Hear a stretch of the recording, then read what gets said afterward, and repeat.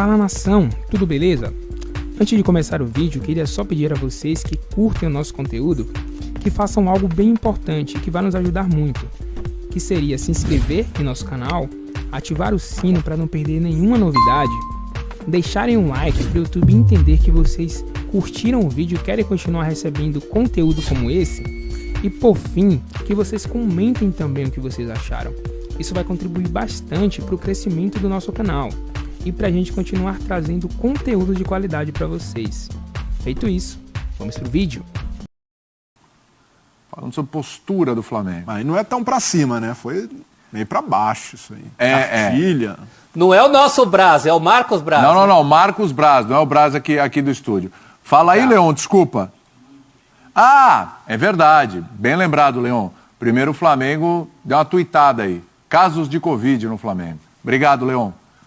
Nessa segunda-feira, apenas dois atletas testaram positivo para Covid-19 em exames realizados no elenco. Foram dispensados e iniciaram quarentena. Para que serve esse tweet? Para dizer que tem 2 casos de Covid no Flamengo. Quem? Não sei. O apenas ali é simbólico do momento que a gente vive, né? Com esse surto absurdo. Exato.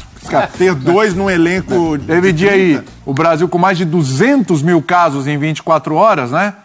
Você vê, domingo, que tem ainda os números represados, que não são, né? Vão sair na segunda para terça e tal. Já foram 84 mil. 84 mil. Então, apenas 2. É isso. Mas a gente não sabe quem são, né? A gente sabe quem são esses jogadores. O Flamengo não divulga. Mas não seriam jogadores relacionados para a estreia no Carioca, né? Não sei. Não seria do pessoal do jogo com a Portuguesa. Certeza? Eu não sei. A informação é essa, que não seria do pessoal relacionado agora para a estreia. Então tá. Então perfeito, prof. Então não tem nada a ver com jogadores que não vão... Não muda muito, atuar. A gente continua sem saber quem é, mas... Continua sem saber quem é, mas já sabe que não são jogadores que vão sair da relação, né? É isso, pronto. É um caminho. E assim a gente vai chegando. Daqui a pouco a gente descobre. Vamos ver o que disse o Marcos Braz aí sobre essa temporada aí, né? Vamos nessa. Já tínhamos conversado ainda no ano passado de que neste ano a margem para manobras seria menor e teria mais cobrança. Todos sabiam que seria um ano diferente, com mudanças que vão seguir acontecendo gradativamente. O nosso planejamento já previa um dia a dia diferente. Isso foi conversado e alinhado em parceria com o novo treinador nas reuniões após o acerto. Passamos para eles o que queríamos para que a reestruturação do departamento fosse encaixada com a metodologia do Paulo e de sua comissão. Foi uma entrevista ao ge.com, tá? Então, a margem para manobras seria menor e teria mais cobrança. O grande reforço do Flamengo para essa temporada é a cobrança. É isso, professor? Porque o ano passado era o Renatão, amigão da galera, bacana e tal. O passado começou com o Ceni. Né? Começou com o Ceni, que era meio linha dura ali, né? Coisa não, né? Exato. Mas tem formas e formas de você ser linha dura. Tem formas e formas de você administrar aquela cobrança, aquela linha dura no dia a dia. Quando o chefe chega, dá uma bronca, tem que fazer, tem a meta para bater, mas sexta-feira tem um churrasco no fim do expediente, aí a gente faz numa boa. Por exemplo, se o Leon chegar amanhã linha dura, né? A pauta é essa aqui, assim, eu vou levar numa boa. Porque eu sei como é que é o Leon. Agora, se pegar um cara chato, que nas vitórias... Tá querendo dizer que o Rogério Ceni é chato? Não, pior que nem tava falando dele. Mas pode ser. Isso aí, pode ser. Que até nas vitórias, o cara... O cara não dá um refresco, fica insuportável, né? Aquele cara que não dá um refresco, fica insuportável. Tem gente que é exigente, isso não é defeito ser exigente. Mas você tem que saber a hora da cobrança. Chega uma hora que você tem que dar uma aliviada. Não, amigão, tá tudo certo, tudo bem, daqui amanhã cobrem. É isso. O grande reforço é a linha dura, prof? Eu não gosto muito desse papo não, viu? Eu acho que esse papo era mais adequado a um outro Flamengo. Sabe aquele Flamengo antes do período áureo, que falava de jogador acomodado, time do arame liso? Ali sim, ali fazia algum sentido naquele momento. Eu acho que o ano passado do Flamengo deixou de ser um ano de títulos, não principalmente por acomodação, mas por uma série de dificuldades, né? Primeiro, adversários também muito bem preparados, não perdeu para o vento, Perdeu para a gente que estava trabalhando tanto quanto o Flamengo. O Flamengo teve um ano muito difícil, com contusões, convocações. O time inteiro mesmo jogou muito pouco. Não se encontrou com a escolha do técnico. Apesar do Rogério Ceni ter sido campeão brasileiro ali na inércia da qualidade desse elenco, o Flamengo teve sérios problemas com o técnico. E não estou falando de linha dura, não. Estou falando de técnico mesmo. Estou falando que o Renato não arrumou a defesa. Estou falando que o Rogério não conseguiu a consistência que se pedia desse time. E aí sim, talvez o Rogério tenha estressado um pouco. Áudios vazados mostraram isso, né? Não havia um clima para ele. Aí sim, ali eu acho que teve, não sei se um excesso de linha dura, mas não se falou a mesma língua. Eu acho que o Flamengo começa o ano, acho que já começou com uma atitude interessante. Dando uma enxugada ali nos Pires da Mota da vida, do elenco, que é coisa que o Flamengo já não fazia há algum tempo. Então está comendo mais pelas bodas nesse sentido. Mas eu não gosto muito desse discurso da linha dura, do autoritário, a não ser que seja um caso muito extremo como aquele do Cruzeiro que derrubou o Rogério Ceni. Ali não tinha jeito mesmo da gente disfarçar. Mas não parece o caso do atual Flamengo, não.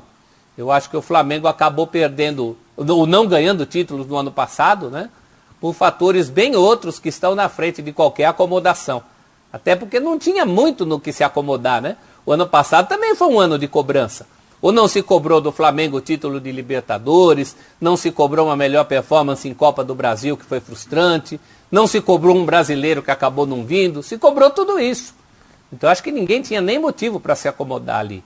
Acho que os problemas são outros. Principalmente um técnico. E um técnico que pense mesmo como técnico de futebol. Não estou falando do disciplinador. Estou falando de alguém que consiga um equilíbrio nesse time entre a qualidade individual que tem na frente e o rendimento defensivo. Algo que, por exemplo, o Cuca conseguiu no Galo do ano passado. O Flamengo jamais atingiu isso. Para mim, esse é o principal problema. Até porque o Paulo Souza não é o tipo do técnico que é o Bedel, que fica ali na porta do CT fiscalizando o jogador.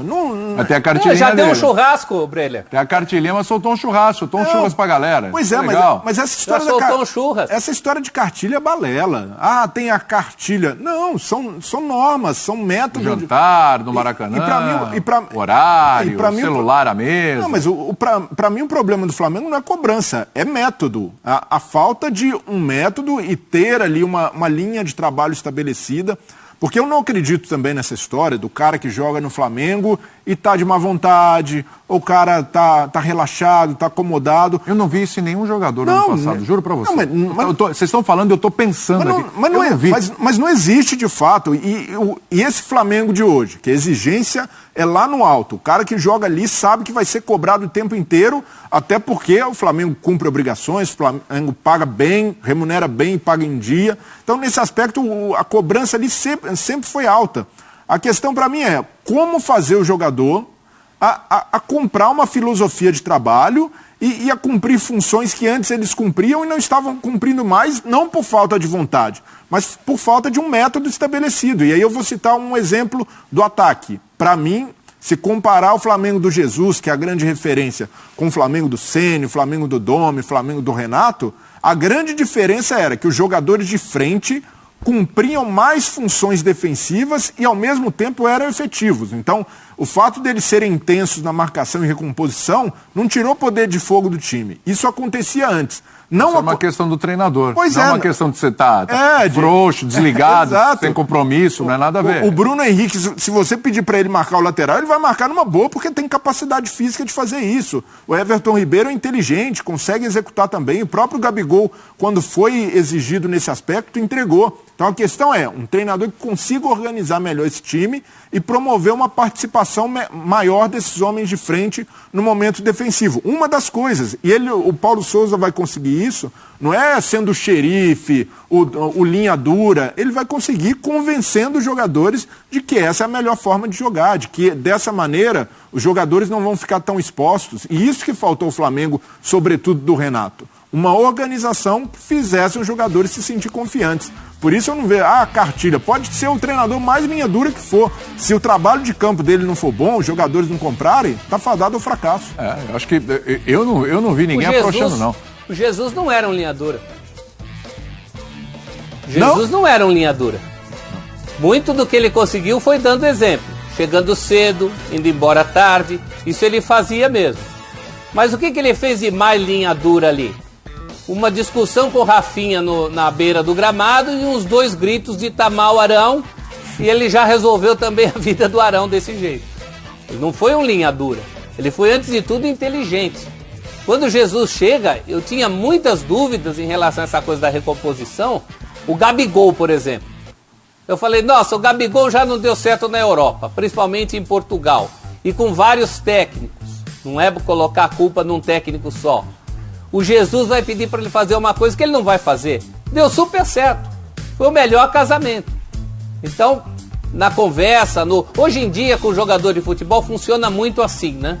O jogador quer ver o resultado daquilo que o técnico pede. É esse o respeito que o técnico ganha com o jogador de futebol hoje.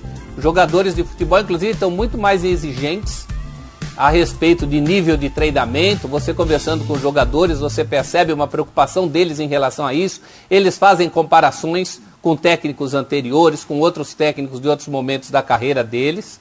E é por aí que você ganha o jogador hoje.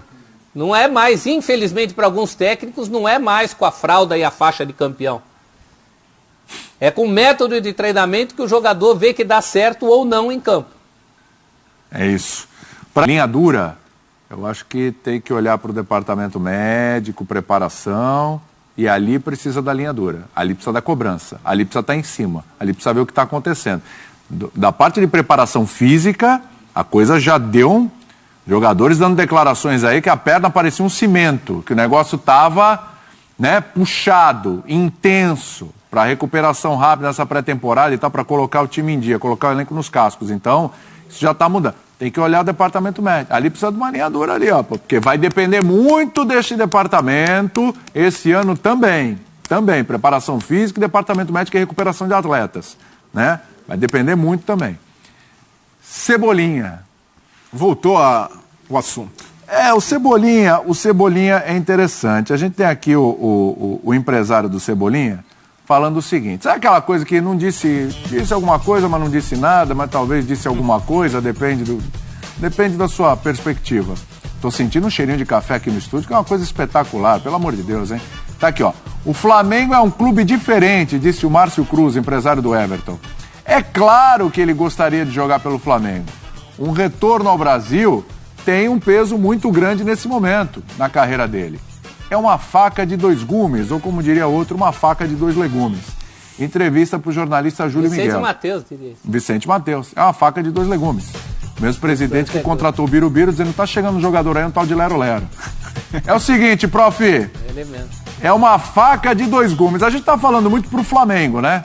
Pro Flamengo é legal, pro Flamengo é bacana, a reposição, lado do Michael, papapá. Agora, pro Cebolinha, que pensava no Benfica como uma porta de entrada ali na Europa para coisas maiores. É um passo atrás? Jogar no Flamengo é demais, hein? Mas na perspectiva de carreira é um passo atrás? Esse é o outro gume. Esse é o outro gume dessa faca que pode cortar o Cebolinha, né? Ter essa peixa do jogador que veio da Europa sem dar certo. É isso que tem que ser pesado. Eu acho que é isso que o empresário colocou. Flamengo? Poxa, quem não gostaria de jogar no Flamengo? Mas em que condição? Vindo de baixa da Europa, o Cebolinha viria mais ou menos com aquela cara, nem tanto quanto um Gabigol, porque o Gabigol praticamente nem jogou, né? Mas pensando de uma maneira mais ampla, seria outro a voltar para o Flamengo como o Gabriel, como o próprio Pedro. Isso profissionalmente, para o jogador, pessoalmente, isso seria muito ruim. Ele teria que reconstruir tudo de novo. E dentro do Flamengo com maior dificuldade para alcançar novamente os holofotes europeus. Pro Gerson deu certo, hein, prof? Pro Gerson deu certo, pro Gabigol uma hora vai dar também, é inevitável que o Gabigol volte. Mas é aquele negócio daquela música, né? Começar de novo e contar comigo. Eu acho que esse é o outro gume que o empresário coloca. Agora, parabéns, hein, William? Você plantou essa cebolinha e essa cebolinha está dando Tá pegando essa cebolinha que você plantou aqui, hein? Foi o William mesmo, eu tô de prova. Coisa tá indo. Não, foi Ele vai conseguir emplacar o Cebolinha. Dessa plantação. Você vê que hoje eu plantei o Allan Kardec, né? Você vê que hoje tem né, uma sugestão. Uma sugestão de Allan Kardec no Botafogo. Tá plantando boas coisas. Não é? Agora a gente tá com essa sugestão do Cebolinha, já tá repercutindo ali. Mas não era uma boa, não? Porque no Benfica a coisa não tá dando liga. Não tá dando liga. Não é uma boa, não? É uma boa pro Cebolinha num primeiro momento, porque o Cebolinha é cotado para jogar a Copa do Mundo. Eu não descartaria o Cebolinha nessa concorrência no ataque. Ele já se provou com o Tite, fez uma Copa América muito boa em 2019, jogador já conhecido, tem características interessantes para jogar na seleção. E se ele tiver esse objetivo de carreira, de disputar uma Copa, é melhor vir para o Flamengo do que ficar no Benfica. Isso aí eu não tenho dúvida nenhuma, porque lá é disputa por espaço, num lugar ali que o jogador tá sob dúvida. Você vem para um ambiente novo, num lugar em que ele tem garantia de que vai jogar, e não precisa nem ser como titular. Num primeiro momento ele pode ser ali, até pegar espaço no time, um reserva, mas que vai ter muitos minutos. Acho que o Tite convocaria um reserva? Não um reserva, mas ele tem totais condições de ganhar a posição no Flamengo, pelo jogador que é. Para mim, poderia acontecer até num curto prazo. Se ele jogar a bola que já jogou no Grêmio, tem condições de ser titular do Flamengo, desbancar um Everton Ribeiro, botar uma pressão no Bruno Henrique, isso daí pode acontecer. Mas a questão o objetivo tem que ser muito claro nessa hora para o jogador. Se é disputar a Copa do Mundo, ele enxerga isso como um objetivo possível, faz mais sentido vir para o Flamengo, abrir mão desse sonho europeu, do que ficar lá. Mas se a ideia é, eu quero vingar aqui, acredito nesse projeto de carreira, de fato não tem como concorrer. Mesmo sendo o Benfica, não sendo o principal, o time que mais disputa título na Europa, ainda assim é uma vitrine muito maior do que o Flamengo por estar na Europa. Porque eu acho que na atual conjuntura, né, prof, ele não vai ter outro clube na Europa que vai chegar... vamos pensar assim, da medida do Benfica para cima. Não vai ter outro nesse momento que vai puxar o Cebolinha lá ou por um empréstimo, alguma coisa nesse sentido. Tô falando da medida do Benfica para cima. Para baixo pode até aparecer. Então me parece que a saída mais interessante seria... já imaginou esse cara no Flamengo? Mesmo não sendo titular, como disse o Breler, mas cavando espaço, ele vai aparecer muito.